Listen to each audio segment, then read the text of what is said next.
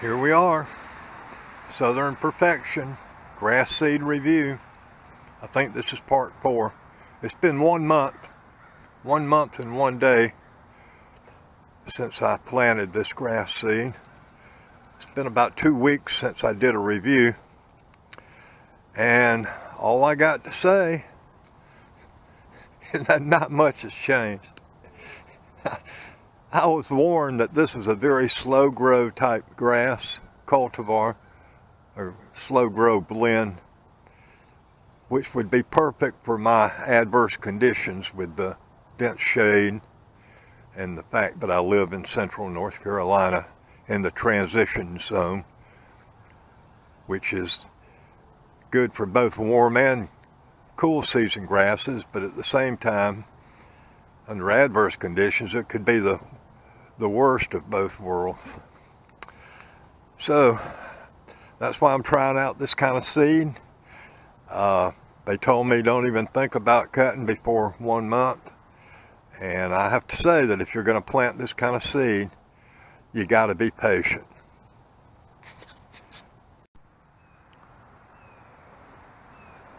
What I'm hoping for, and what I've been told by the professional who sold me the seed, is that this slow grow grass will be slow to die during the tough months, say July and August. And that's what I'm really looking for more than anything, is something I can plant and it can make a full 12 months of some sort of cover on this ground. There's other grasses I've tried over the years that give you immediate gratification, but I haven't found anything yet that will last during that 6-week period in the middle of the summer here in central North Carolina. So that's what I'm hoping for, that I'm going to get my base down with this Southern Perfection, and then I can go ahead and worry about beautifying it after that. Hopefully this base will last through the summer, and we'll see. That's what this review is all about. I believe 2 weeks ago I gave you a close-up look where the grass was about 3 inches tall in some places.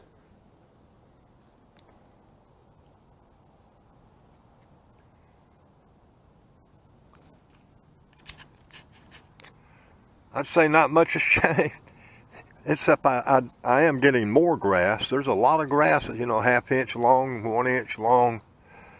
And I'm not that expert with different types of grasses. I couldn't tell you Kentucky bluegrass from any kind of tall fescue at this point when it's this young. All I can say is that it's slow grow and it's skinny. It's thin, but at least it's progressing. It's not going the bad way. It's getting better. You can't see the difference every day, but, you know, after 5 or 6 days, you can come out here and see that there has been some improvement. Now, I do have adverse conditions here for growing along. I mean, I've got good grass everywhere else you look. Most of the time, I don't do anything to the other grass. It just takes care of itself. But this one area, especially from the Christmas tree to my driveway, that's the booger bear. And what I've learned from using this slow grow type grass, something you need to consider before you buy a slow grow grass, is the fact that these adverse conditions can actually amplify themselves with this type of grass seed.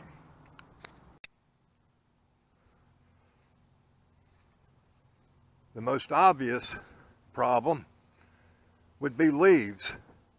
If you have a tree that loses its leaves relatively early in the planting season, you need to think about that before you take your yard down to bare ground like I did. I mean, a slow grow grass might do fine if you're using it for overseeding, you know, where the existing grass will help hold these leaves up off the dirt. But you saw, if you looked at my earlier videos, you saw what we were dealing with. I mean, it was down to the dirt when I put that seed down. And these particular leaves right here, they're not oak leaves. They're a relatively small flat leaf that when wet mats itself into the ground almost like a wet blanket. And lordy, lordy, we have had wet blanket conditions this past month. Tropical storms coming through. If you live in central North Carolina, anywhere in the southeast, you know what I'm talking about in the year 2020. Sally, Delta, plus the East Coast storms. We've had a lot of rain. If you were dealing with something that grows relatively quick, such as ryegrass, especially ryegrass, but even Kentucky 31 tall fescue, that's pretty fast germination, and it pops up pretty good. You know, within a couple of weeks you can be cutting it.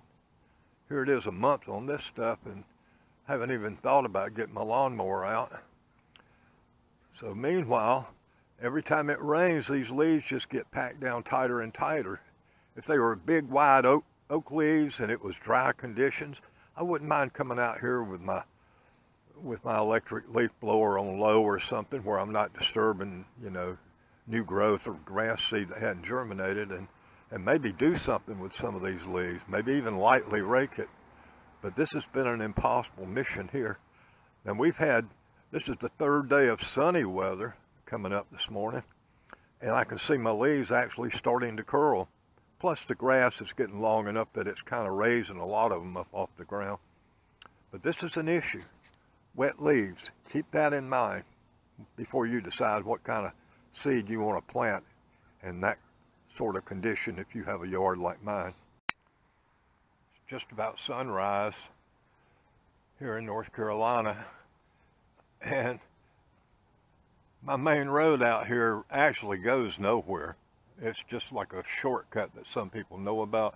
Most times during the day there won't be a single car going up this road, but this time of day everybody's going to work, so there is a little traffic here. What I wanted to point out, besides the wet leaves I have to deal with in this part of my yard, are oak trees. Now, this oak tree hasn't shed any of its leaves yet. Neither has that big oak. None of those oaks have. But let me tell you what they're shedding, my friend. Have you ever seen so many acorns in your whole life? This is wild. This is an exceptional year for acorns in my yard. Look at this. They're everywhere. Now, I went online to see if acorns would be detrimental to soil, to growing grass, and what I read and heard was that, hey, no problem. Well, I'm not convinced of that. In my last video, I think I gave you a brief look at this irrigation reservoir, and you could see bottom. This water is jet black. Maybe visibility is down 10 inches in it, and that's from acorns. Let me see what's down here.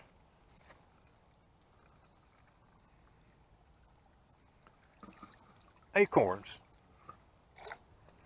They turn the water black. Now, I haven't used this irrigation system in probably the past 10 days. We've had so much rain, it's just overflowing. I haven't felt like going down to the creek to lift the intake up out of the water, so I'm just letting it flow back down the creek to where it came from. But acorns turn my water black. It turns my soil black. Is that good or bad? If you know, talk about it. I have no clue. Like I said, everything I've heard was that, hey, acorns are not a detriment to growing grass. Could be. Something else to think about if you're going to do a complete renovation of your yard, as opposed to simply overseeding it, is topsoil. This pile of dirt has been here for 2 months, and this is the only thing I've found growing in it. One little weed. you would think that dirt that looks so rich, I mean, it's beautiful looking dirt, would quickly get covered over like a chia pet. I got weeds that sprout everywhere around here. Nothing growing in that topsoil. Now, you saw in my previous videos all those bright spots I had in my yard. That's where I'd put that topsoil out, and it sort of got bleached by the sand or washed white after we had some rains. My grass is growing in those areas, but it's definitely not as strong as in the areas where I did not add that new topsoil. I think you can see it right here. This was all new topsoil. Now where I put it out as just a thin layer, trying to level this yard up, it's not that bad. But where I had to add 3, 4, 5 inches of topsoil to fill in, you know, big depressions, some of the grass has not really started doing well at all in those areas.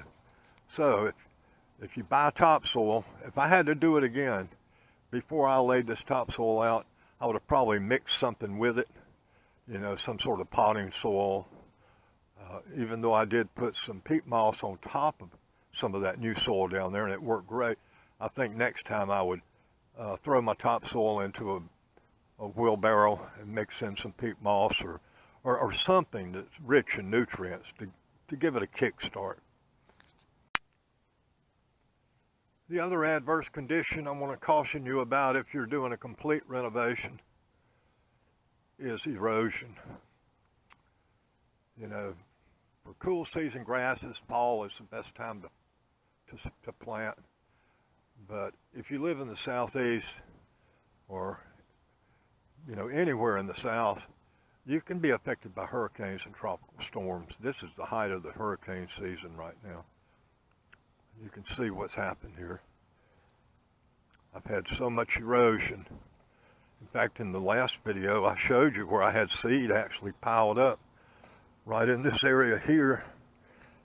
Now I got thick growth where it looked like a half pound, 3/4 of a pound of seed had just washed right down this trough and accumulated where I had my hose perpendicular to it, backed up against that hose. Peat moss and everything else. So I got a really rich spot of grass here, but this is where the seed came from. You can see all this. That's erosion. So I'm back to square one with some of this stuff just because of the storms we've had. So those are some of the conditions you need to think about before you totally scalp and kill every living thing in your test plot, in your yard. Yeah, I don't know if I'll do this again next year. I think I'll leave something growing here, something to hold my seed in place, seed, fertilizer, and peat moss. Okay, we'll end this for now, but I got a feeling we're going to do some projects today.